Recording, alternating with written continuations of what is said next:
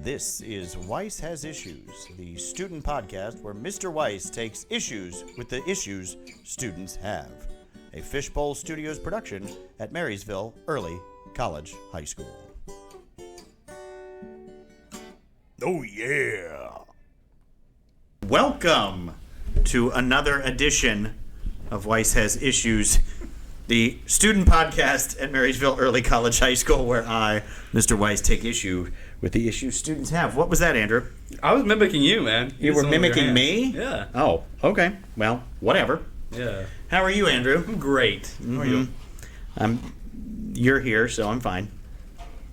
You can give me that look. You want? How's everyone else? Well, so today we have two guests with us today, right? Yeah. We have two guests, and so we're going to go a little political today. Last week was the important midterm elections, and I've got a student from my government class, Tyler. Say hi, Tyler. Hello. And we also have the distinguished gentleman from the humanities department, my fellow government teacher, Mr. Schultz. How's it going, everybody? Good to see all your smiling faces. Joy. They're only smiling because we don't know what we're doing. Oh, well, that's my philosophy every day of my life. Perfect. No, but I thought Andrew and I we were thinking about this, and Andrew, even if you don't think we were, and Okay. we were thinking about this. But no, the midterm election last week, politics is a can be a scary game, Sure. right? It can be like anxiety-inducing. It can be anger-inducing. But, I think one of the things that gets forgotten the most is young people. And if we look at numbers, Mr. Schultz and I, we nerd out on this stuff. If you look at numbers, the Gen Z population did vote really high in this election. But then you've got people like you guys and all of your classmates who are like aware enough, right, to be on like understanding of what's going on and the politics that are out there, but you don't get to vote. And so I think sometimes we forget your voice, right? The adults around forget that you're there, right? Like most rules are made about you and for you, with you having no say whatsoever in them. So I thought it'd be interesting. Bring Mr. Schultz on, bring Tyler on, and Andrew, and we'll just talk like, how does politics affect you? But I think first, Mr. Schultz, can you give us a rundown of what just happened in the midterm election? Yeah, midterms. This was interesting because before the election actually occurred, the consensus was that the Republicans are going to have a wonderful, wonderful election night, and that's based off of a few factors. Number one is whoever controls the White House, the party that controls the White House, usually loses in the midterm elections. It's just historical. People like to see variety or other reasons, but historically, if a Democrat is in the White House, the Republicans will do well, and vice versa in a midterm election. A midterm, by the way, if you're not familiar, it's the election 2 years after the presidential election. The president is not up for re-election. Instead, it's the entire House of Representatives and 1/3 of the Senate. So in this midterms, we have a Democrat in the White House, so automatically you have Republicans' favor to do well. Second thing is you look at what the economy is doing and how people view the economy. Well, we are in a period of inflation, so people are looking poorly in the economy. That reflects poorly on the party in power, which is the Democrats, so it gives Republicans another up for that kind of thing. You also look at the president's approval ratings. How do those look?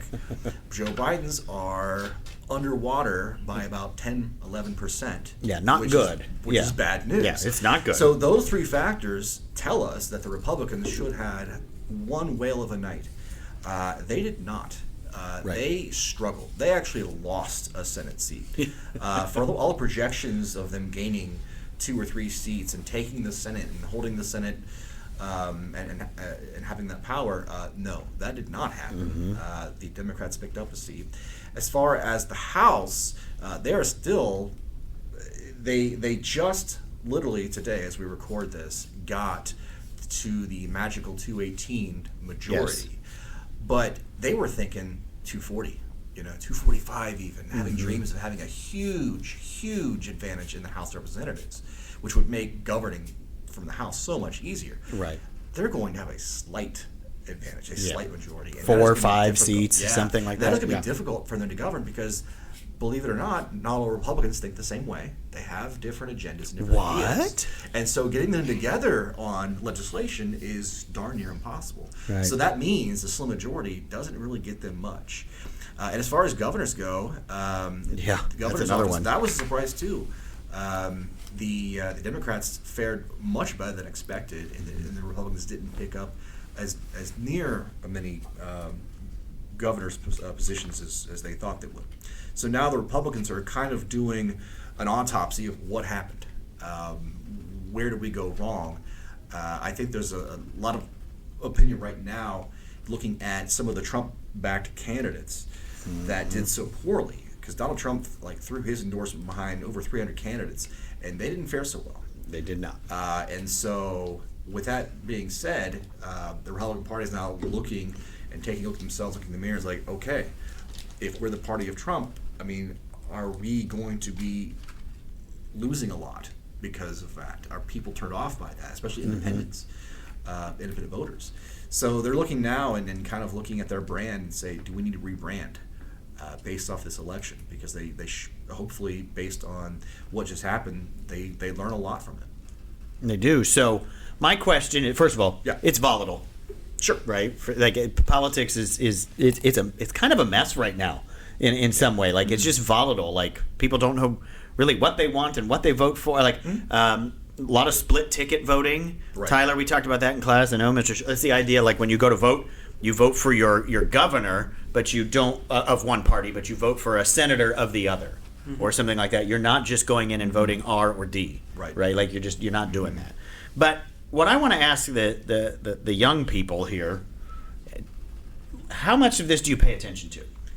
How much do you pay attention to all of this? It's probably going to be different for both of us, but my mother pays attention to this stuff because she cares whether or not Democrats or Republicans have the Senate, and she complains all the time about everything. She just does. Right. So I'm always in the know about these sort of things. Whenever it comes to election time, I'm always hearing, "Oh," or "Come on, yay!" when everything's happened. So, Okay. So yours is more because it's around you being talked about, and so you're always hearing it. Yeah. Okay, Andrew. Whatever TikTok interests me. Pretty much. Well, And sounds then like if it fun. interests me, It's a fair comment because Yeah. it's true. Yeah. if it interests me enough, I will look more into it, and then after that, it's just. I should just teach my government class through just TikToks constantly, Yeah. right? That's how I get the attention of my I mean, teenagers. right, but you don't necessarily use TikTok as your information source. If you hear something on it, you will Yeah. go and I'll look at something. you'll go I'll, do a little look bit of it up, research on your own, then right, and do go to, your own thing. various Okay. different- Yeah. Do you think that this has any bearing on your future at all? Do you think it matters? This political stuff, does it matter to your future? I have no idea right now, to be honest. I think probably. In what way? In the sense that some of these candidates will be still in Congress, House of Representatives. I have not taken government, by the way, in case you cannot tell. We'll shape them up. Well, yes, Mr. Schultz will get you under control.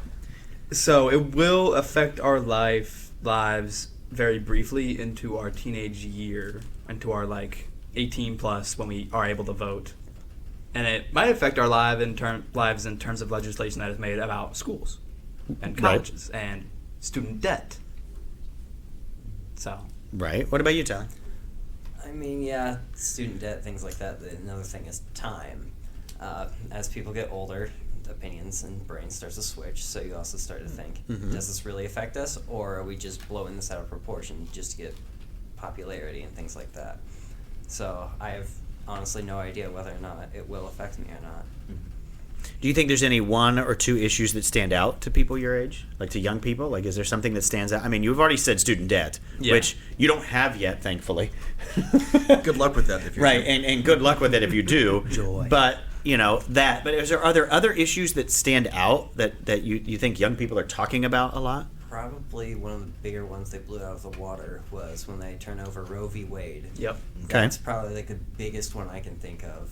Blew it up out of the water, and people just on both sides attacking, defending, things like that. Right. So, Just all of it. Just Yeah. not necessarily one side or the other, but just the fact that it was there. Yeah. And it became a thing. Yeah. Would you agree, Andrew? Yeah, absolutely. That was. Yeah, it's unusual. Roe v. Wade was a 50-year precedent that was a right. And very rarely in our country's history do you see a right actually taken away. And I think that was a shock to the system for a lot of Americans Right. who are not used to seeing that. We're used to like gaining or solidifying rights. We're not used Right. to losing a right. And especially for women coming out this midterm, they were upset about that. And it was pretty clear that we're not too satisfied when you start taking away rights from people. Right, and I think, and you having government classes and I having government class, I think it's less about the issue of abortion, right? Like pro-life, pro-choice, as much as it is something, like you said, something got taken away. And I think that kind of galvanized younger populations. I think we like to think that young people are monolithic in what they think with it. Like you all think one way, when I think in reality it's just, well, wait a minute, you just took something away, Sure. something got taken away, and it was less about and the other thing topic. is, not only that, is one of the justices who had a concurring opinion, Justice Thomas, talked about, for him, this was just the beginning, that they wanted to look at more potential rights to acts. This included things like gay marriage laws, and it included things like the use of contraceptives and availability of contraceptives. What used to be back in the day, a long time ago, states could ban those things. But the courts made a decision eventually to establish those rights. And Clarence Thomas, when he made this concurring opinion, talked about, could we go back and look at these too, if we could put these on the docket as well? Yeah. So hinting the fact that he would like to restrict these rights as well, I think panicked a lot of people, not just in the LGBTQ community, but also people who support that community as well. And they're like, wait a minute, you can't do that. This is a right that's been given, understood, and now you want to kind of snatch it away. Yeah. A lot of people don't like that.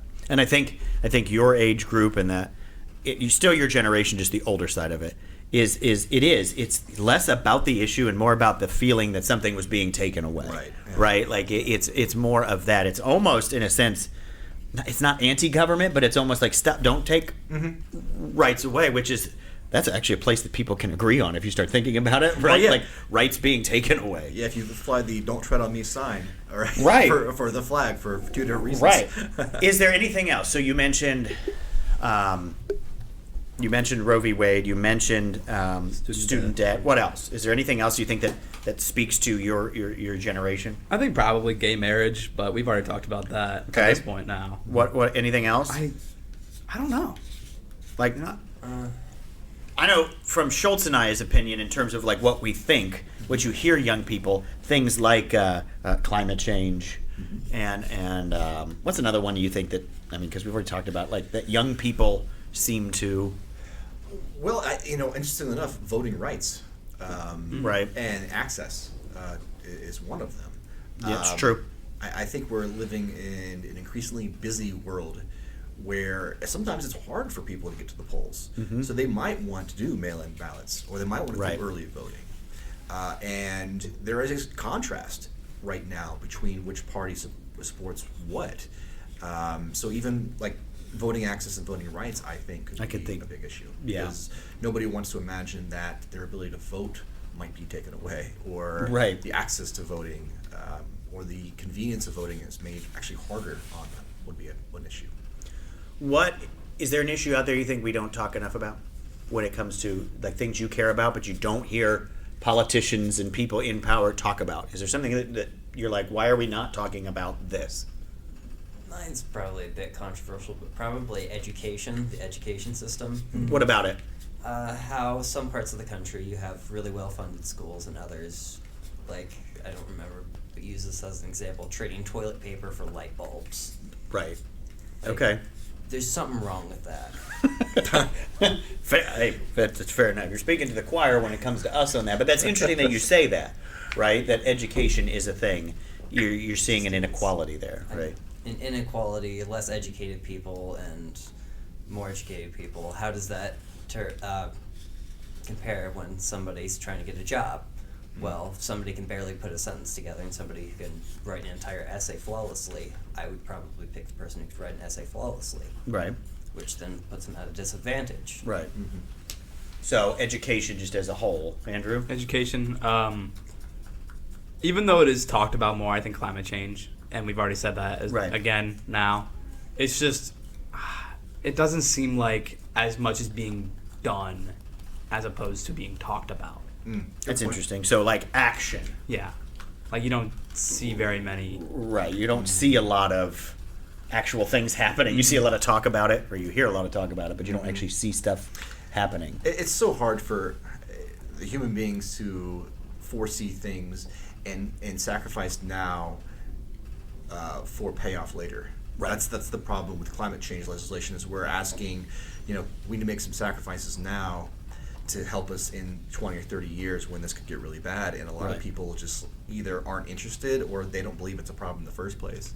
Right. So that's a big message that I think climate change advocates are really trying to press, is that this is reality, whether you want to believe it or not. And I mean, unfortunately, it's really you guys that are going to face the brunt of this. Right. Mm-hmm. I turn 40 next month, so I don't know. You wouldn't know it to look at us, but I'm older than Mr. Schultz. That's right. You're older than him? Yes, I am. Mr. Weiss is older than I am. What? Yeah. Let's go more than a couple, I'll say. It's about a year. Yeah. About a year. That's He's crazy. got more. So is Mr. Conway. I know. My So, mom was like 50.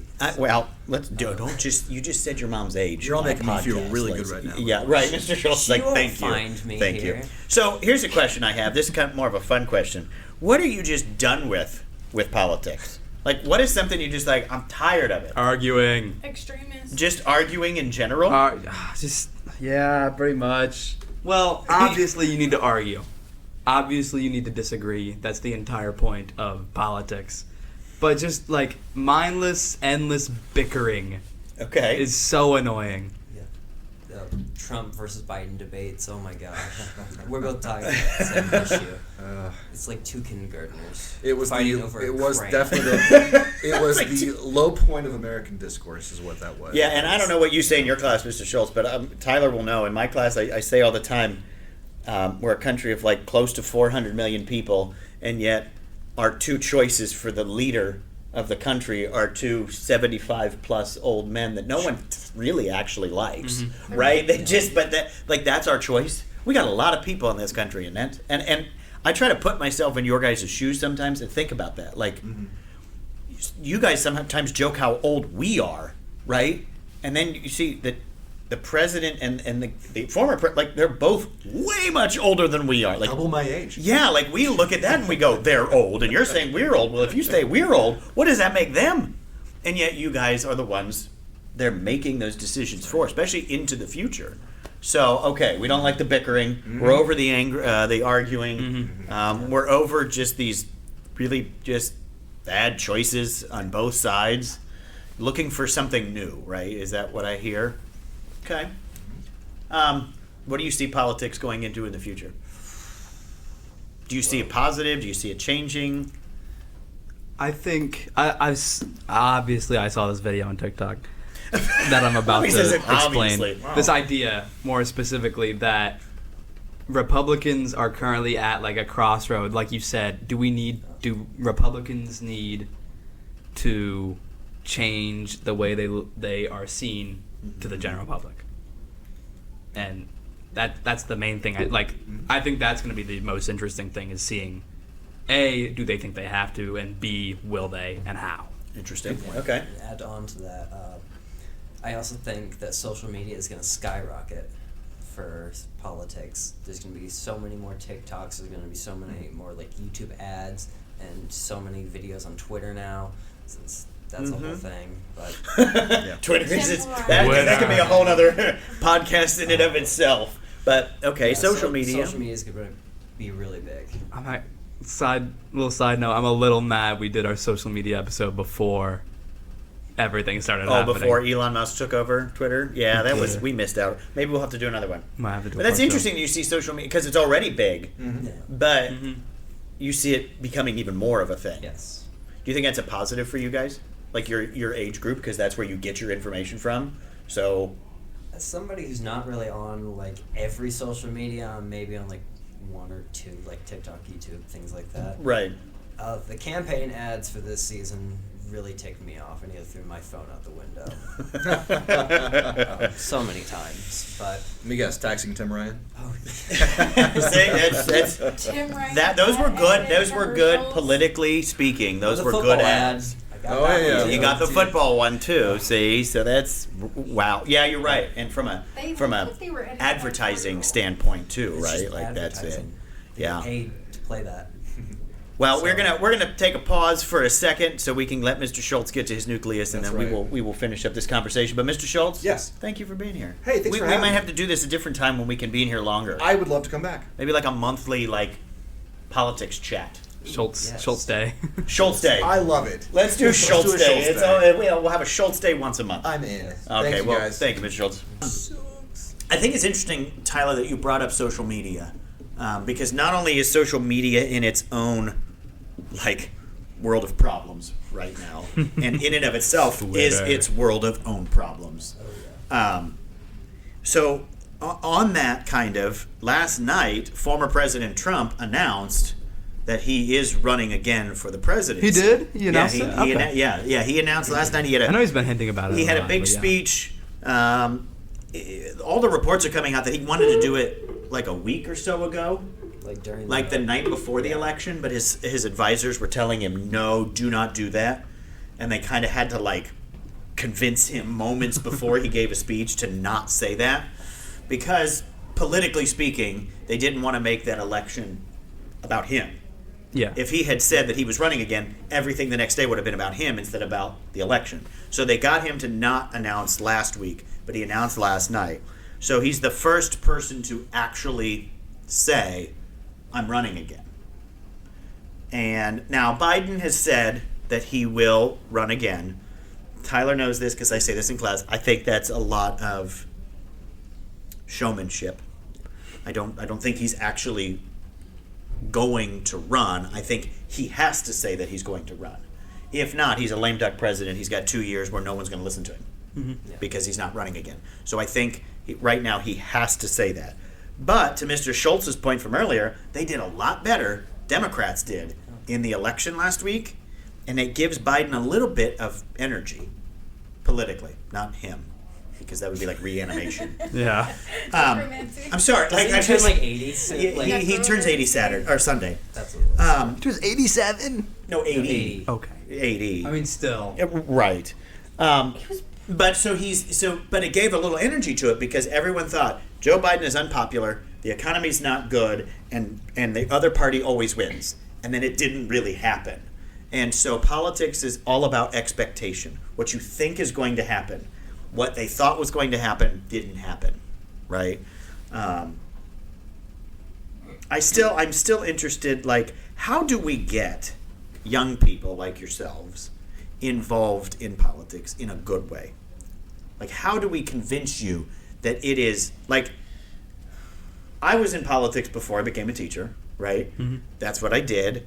And I did it because I was one of those bright-eyed people that thought if change is going to happen, you do it in here. And then I got there and it beat me down. And I realized it was not that in a lot of ways. But it can be. So how do we get you guys to think that? I think the lollipop idea that they give out at Harrison Lines is a good idea. No, I'm kidding. I honestly don't know. Just give kids a lollipop and they'll get involved in politics? Give them a lollipop, a Okay. little sticker that says vote. I mean, Wow. kind of. I genuinely have no idea, though. How do we get you interested in it and wanting to be a part of it? I'm going to stick to the whole education thing, but you know how we're doing that STEM design challenge thing? I feel like if schools did that more, but with solving issues that they have within their schools, if that makes sense. Okay. Ooh. Like, I know I'm using education a lot, but No, but you're talking like get it down to like the bare bone, like where it starts Yes. in your opinion. Is it Where it is starts. education. and then proceeding to encourage people who really like that stuff to then branch off. Right. You know, and education can be a hotbed right now too. Yeah. Right? We also have to do that in ways of not indoctrinating, right? Yeah. Not pushing an opinion, right? But just saying, we want you to have your own. Here are all the things that are out there. Learn about it. Yeah, Come like up with give- your own opinion. Like giving us different sources that are accurate. Yeah. And then telling us, hey, look, I want you to think about the political party you're thinking about that you believe you side with the most, Mm-hmm. and then talk to somebody else and see what you think differently about your own Yeah, political I mean, party. I think the problem with when it comes to education with that stuff is that we've been so like keep it as without opinion as possible, right? Like think of government classes as the same. Like if we were doing it the way to keep all of politics out of it, it would just be memorize the branches of government, do the right. It would be very rote kind of stuff. Yeah. It should be critical thinking. Yeah. Right? Go learn this. If you have that opinion, that's fine, but go learn about that. Right? And if you saw this thing on TikTok, is it true? Yeah. Right? Maybe it is. I don't know. Maybe it isn't. Look Maybe it into isn't, but do you find that out? And I think so. Your point about education actually makes a lot of sense. It's not about making students become specifically something. Yeah. Making them just aware and want to be involved. We don't care if you're Republican, Democrat, nothing. Right? We don't care about that. What we care about is whether you recognize that you can do good things if you're into politics. And unfortunately, a lot of our politicians are not very helpful with that. a lot of them are not very good people. Well, it's not even that they're not good people. I think what happens is you get involved in politics and it just sort of takes you over. Yeah. Yeah. And it becomes about winning. Yeah. And I Becomes their personality. right, and I think for a lot of people, they get into it for the right reason, and then it's just, well, yeah, but I can win. You know what I mean? I think that's what happened, and I think that's what you guys see. It I becomes mean, I've a taught government now competition. for a long time, and that is sort of always what you get very cynical as young people because you see politicians and you see them doing certain things, saying certain things, and you go, well, I don't want anything to do with that. And so maybe we as the adults also have to change. Right? Well, in the way that we do things. Right? Like the way you teach us about politics. not even as a teaching. I mean, parent. yes, but I mean like as adults in a community, as parents, you know what I mean? Like I have to catch myself like Tyler knows because he's in my class, Andrew would know anyway. I'm not afraid to have my own opinion with you guys. No. But I'm also keenly aware that it's not my job to give you your opinion. Yeah. Right? Like you're supposed to have your own. But I sometimes, like at home, with my own kids, I have to kind of do that. Like I catch myself going, I can't be overly like one-sided. Because then my kids are like, well, you know, they're young, but they'll say things and I go, ooh, no, we hear people out. Like we listen. Yeah. And they go, okay. But as adults out in a community, I think we have to be better about that. That's going to take a lot of effort, but Yeah. yeah, that'll probably help a tad bit. A tad bit. I think Because greed for like that Right. competition of winning just feels so good to people. Right. It does. I like winning. Mhm. I don't win a lot, but I don't do it a lot. But what are you gonna say, Andrew? Oh, I my think God. this is a little just like off the rails of what we were on. I think the best mindset to have is to always be challenging your own opinion. Yes. Yeah. And then if you find Exactly. something that you start to somewhat agree with in like good sense, which also has to start with the fact that you have to know how to change your mind, which is a whole nother mindset. Yeah. Know how to change your mind, know how to say you're right, I'm wrong, or know how to say I'll do some more research on that. Just always be challenging what you think, and if you find something that you start to somewhat agree with, do more research on it. and then eventually change your opinion. It's okay. That's really interesting. It's okay to change your opinion. Why is that such a thing right now? That people aren't like, my opinion is my opinion. Like, is it a self-confidence thing, or is it like I don't want to be told I'm wrong? I think I don't know. Get into the mindset. This is one idea: is that people might get into the mindset that they have dug themselves a deep enough hole, and the hole has engulfed them. Okay. The hole has, like, it's been so long that there is now dirt and they are stuck in the ground. Okay. Or they just don't know how to get out. They don't know how to. So they just climb stay, out of the they hole. just stay. So they just stay there or keep digging. Okay. What do you think, Tyler? I think it's more of a matter of pride. They don't want to feel like they're wrong. Nobody likes being wrong. Well, That's true. I mean, yeah, nobody likes to be wrong. here's my example. If you build a bridge and somebody points out a very important structural piece that's pretty messed up and you just ignore it, think about how many people you kill if that bridge were to collapse. True. Right. That's kind of my philosophy for why I should always keep an open mind and think about things, even if I am wrong. But Tyler, I like that. other people, I either just don't want to think that they are wrong or just don't want to listen to people. Interesting. So I think it's just more of a matter of pride more than anything else. I mean, it's also that for some reason in politics, the word compromise has become a bad word, right? As you will learn in government class, and as you've learned, like, we exist as a country because of compromise, right? Like, the Constitution might not have existed if the people who wrote it didn't compromise some to even get it to pass, right? Like, to have it. And yet today, it's sort of like, well, I want 10 things, and Andrew wants 10 things, but they're 10 different things. Well, I'm only willing to take all 10 of mine.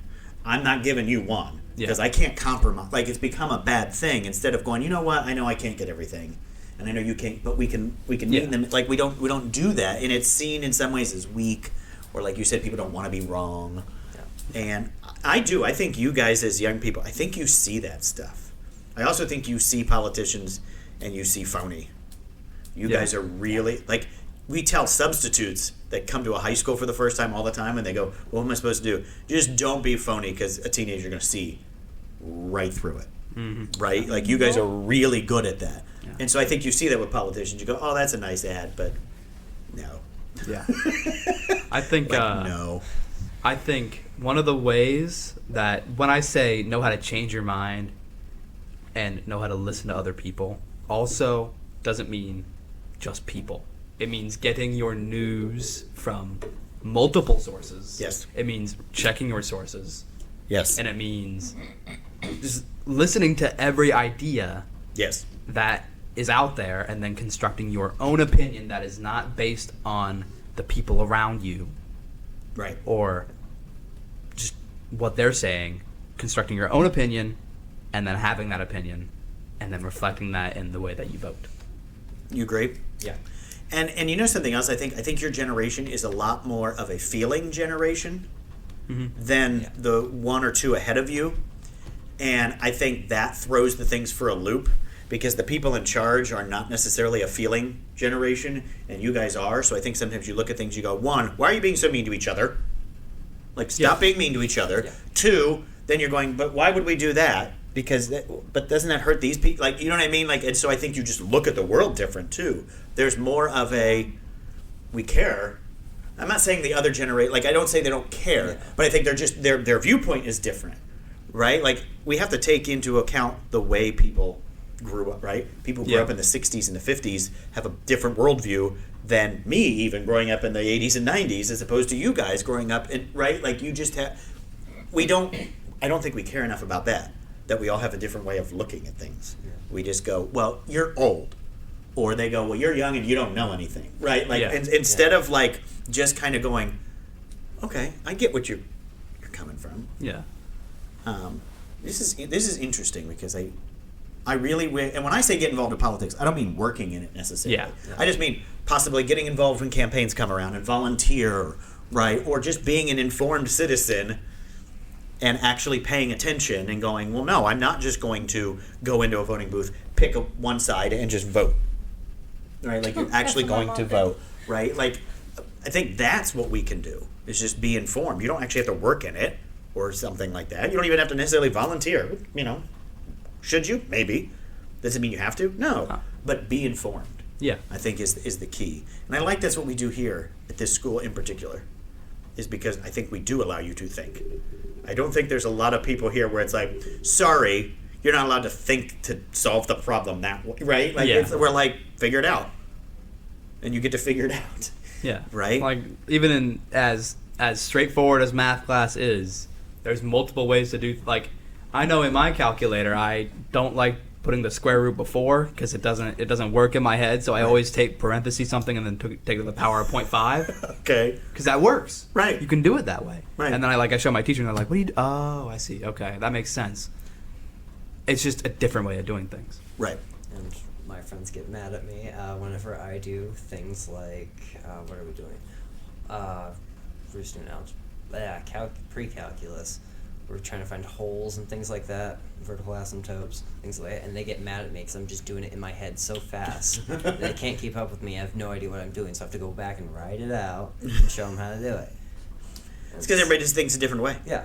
Right? And I think politics has forgotten that everybody has different opinions, has different views, and it's okay, and that one side doesn't hate just because you have this opinion doesn't mean you hate the other. You know what I mean? Like, Yeah. Like, I think that's what you guys see too. Just like, stop being jerks to each other, right? Yeah, exactly. That's good. Well, I appreciate the conversation because I'm a government teacher, but I think we should have conversations like this more. Yeah. Like, maybe we should start like not a debate club, but like a discussion club. You know, where people just get to sit around and it's like, no, like free conversation. We're allowed to talk about and you're allowed like. Yeah. The safe place to be able to do that, where it's like, well, no, do you disagree with everybody in the room? Yes, I do. Then say it. It's okay. Like, I think we should try something like Double that. on that. At the beginning of the year in my English class, we decided to do like pancakes or waffles and things like that. Oh, yeah. I was one of the two people who said that water was not wet, and the entire class was just arguing against me. Is that his hot take? That's my hot take. That's your hot Water take. is not wet. Okay, Water is Andrew, not hot wet. take. Water is not wet. Water makes things wet. Fire is not burnt. It burns things. Oh, wait. Do Do you agree to that too? Water's The not fire? wet, and fire just burns things. It's not burning. But, okay, the water I'll give you, but the fire, the thing has to start burning The its... thing has to burn. Yeah, but the the thing is fire burning. itself is not burnt. Do you know what I'm saying? Oh, completely agree. Yeah.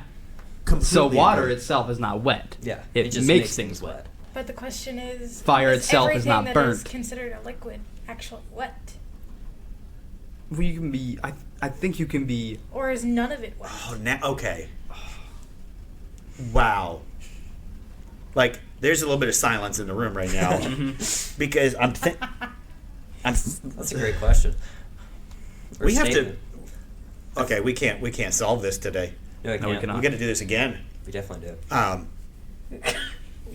See you guys in 3 weeks after we're done arguing about Yeah. it. Well, And we're all gonna sound like crazy. the show is on hiatus. It'll be like that meme of the guy.